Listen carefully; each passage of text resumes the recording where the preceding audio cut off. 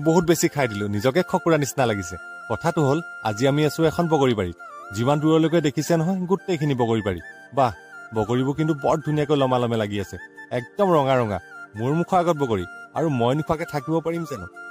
বগৰী মালিকজন দেখোন চুচৰি ওলাই ৰঙা বগৰীটো দেখিছে এইটো পকা নহয় পকা বগৰী এইটো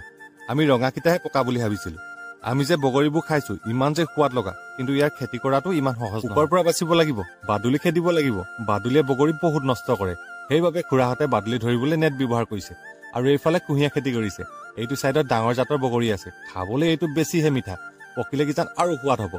এইফালে কবি মটৰৰ খেতি কৰা হৈছে বলক বগৰী বাৰীখন আপোনালোকক ওপৰৰ পৰা ভালকে এবাৰ দেখাই দিওঁ চাওক কি ধুনীয়াকৈ খেতি কৰা আমি কেইটা তলত বহি পুৰা বগৰী খাই আছো কথা এটা কিন্তু বাদলিতকৈ বগৰী আমি বেছিহে খালো নেকি মালিকজনৰ সন্দেহ হল চাগে চুচৰি আমাৰ ওচৰ ওলালে বাৰীখনৰ বগৰী মালিকজন এইজন আমাৰ কাৰণে বগৰী লৈ এতিয়া আমি ঘৰ যাওঁ দেই আজিলৈ ইমানেই বাই বাই